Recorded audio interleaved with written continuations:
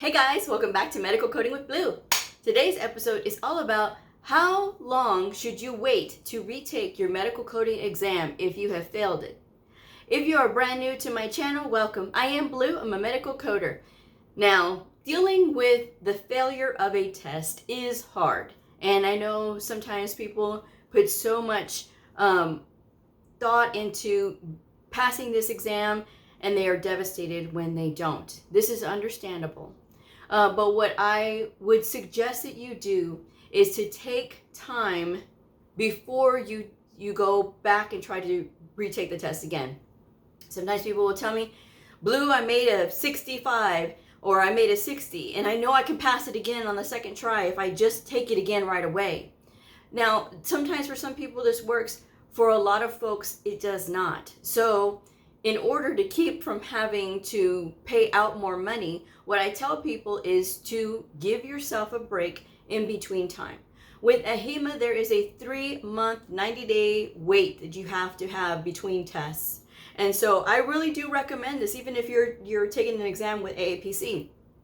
I don't know how soon you can retake it with AAPC, but I don't think it's that long, because I've heard of people, like, when they failed, they write me a few weeks later and they're telling me that they took the test again. So, but I would recommend waiting another 90 days after you fail that exam. Now, during this 90 days, you're not going to take this time off and feel this loss. What you are going to do, though, is turn your test study time around.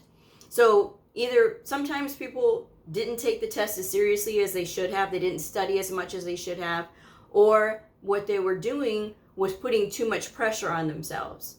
If you are cramming the night before an exam, that's wrong. Already you're setting yourself up to fail. Now, some people can study up to the last minute, but that is a very, very small percentage of the population that can actually do that and still be able to succeed because they've conditioned themselves that way. But for the rest of us, what I recommend is not studying 2 days before your exam, because you're not going to learn anything new when you go and you take this exam again, right? You're not going to learn anything new. And studying up until the last minute, the last day, is only going to put a lot of pressure on yourself unnecessarily. So wait 90 days. And in this time, don't study the same way that you were studying, okay? Get yourself on a schedule. Get yourself where you're doing different things. Have you looked at your book? Have you opened your book and looked at each and every single page? Now, people ask me, Blue, why do you recommend this? Because a lot of times people are not as familiar with their books as they should be.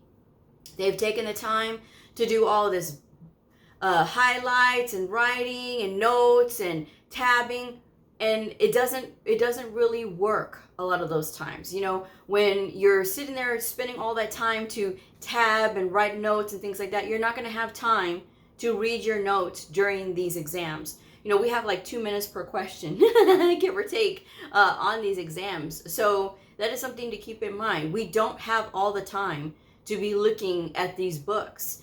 And when you're tabbing your books, and people will tell me, well, Blue, I've tabbed my books. When I hear that, that's somebody that's not familiar with their book. Now, some people may be, but others, the vast majority, are not. So what I tell people, when you're going through these books, if you have been practicing like you're supposed to, you won't need your tabs. You should be able, in theory, to go in with no tabs in a very clean book. The last thing you need to do is open up your book and see a bunch of writing and see like all these highlights that is going to look chaotic when you are trying to hurry up and find your answers during the test. Now, keep in mind, there are rules with AHIMA about writing in your books. They say that excessive writing is not allowed. It is in the hand guide for test takers, so be sure to check that out if you don't believe me. I always get somebody telling me after the show, no, Blue, I wrote in it.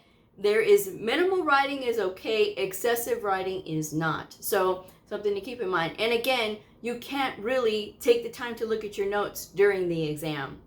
So it is about changing your approach and really going back at it again.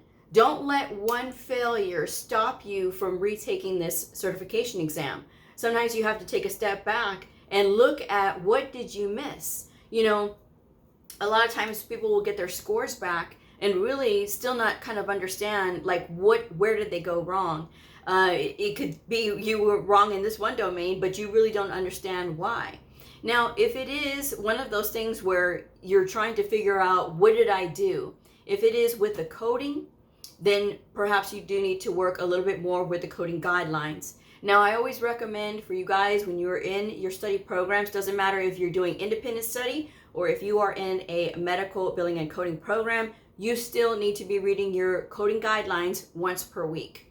Now, you don't have to read it all in one day, but you do have to read it at least during the week and in its entirety.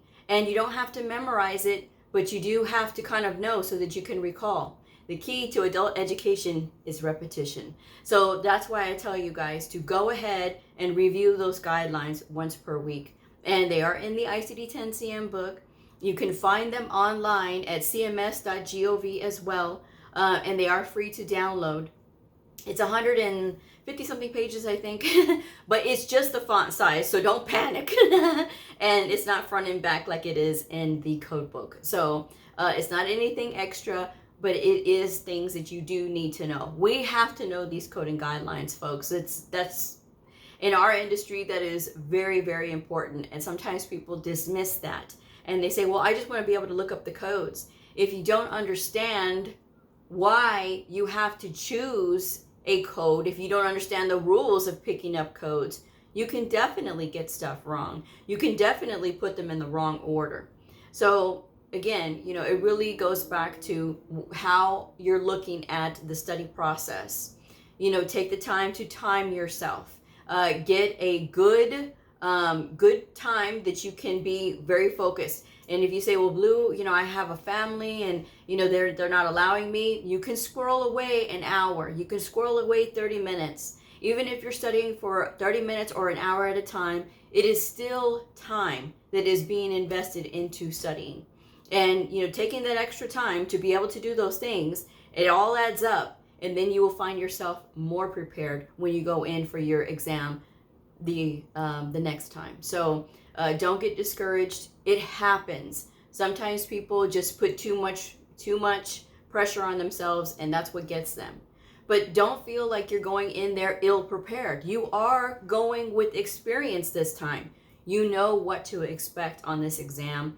You know where it is. You know where you have to go. With AAPC, they're still allowing for folks to take their exams at the house. I don't recommend it, only because if something happens at your house, and I've heard of this story time and time again, something happened, the power went out, too bad, now you got to take the test again. So, to me, I would rather eliminate the stress of it all. I would rather go to the place that I have to go in order to sit for the exam because it's already all set up. I just have to know where I'm going. And if you are out in a rural area, and perhaps there's not a place for testing around you, but you would have to go like in town, then plan for that. Plan to go to a place where you have to physically go in to go take this exam. It's worth it. It is worth it because that's one less stress and worry that you have on your mind as far as like, is my webcam going to work? Am I going to do this setup right? Is the power going to go out? Anything can happen. There's too many variables. So like I said, plan for it, maybe make it a trip, an overnight stay. That is totally fine. But do what you have to do to make it easier and simpler on yourself when you're going to go take your exam. And again, you have been there, you know what to expect. You do have the ability to be able to pass this exam, but you have to be able to, one, believe in yourself, to change your study habits. If you weren't working in the workbooks that I've been recommending, I recommend a lot of different workbooks, and they will be in the description box of this video. So please click on the little down looking thing, and it's like a little arrow pointing down, and click on that. You'll see all the books that I recommend. They are Amazon affiliate links. You do not have to click on them, as I may get a commission if you do. But the title is there, so you can check them out wherever you find your books. But study with those books, and study and time yourself as you're going along too as well. The time that you spend now studying again, It will lead to your success if you are studying appropriately and you're doing what you're supposed to do. And even if you lose a couple of days because you had to take care of your family obligations or other things, that's okay. You can still get back in there and start studying again. The thing that will cement your failure is if you stop. And you say, well, I failed it, so I must not need to be a medical coder. But think about all the money you've already invested. And if you didn't pay for it, well, then think about all the time, because time is money. Okay? Time is money, folks. And we have a limited rodeo. None of us knows how long our rodeo is. And by rodeo, I mean life. None of us knows how long it is. So if you're going to sit there and waste your time, feeling sorry for yourself that you didn't pass your exam, does it suck? Yes, it does. But it's not a reason to get down.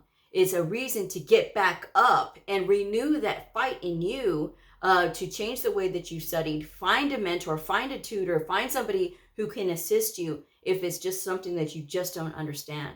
But be realistic and don't try to take the exam again right away. Give yourself at least 90 days. And in that 90 days, have the discipline to study so that way you can be more prepared the next time. And do not cram 2 days before your exam. Take that time to relax, celebrate with your family that you have done it. You have done the studying. Congratulate yourself that you have chosen this field and that you are going to do this. You are. Okay? It takes courage to change your career. It takes courage to get back up after you've been knocked down. And if you're doing that, congratulations. You got back up. Get back in there and pass that test. That's all I'm going to say. I'm going to wrap this one up. Thank you guys for joining me. Like, subscribe, share, and I'll see y'all next time. Bye.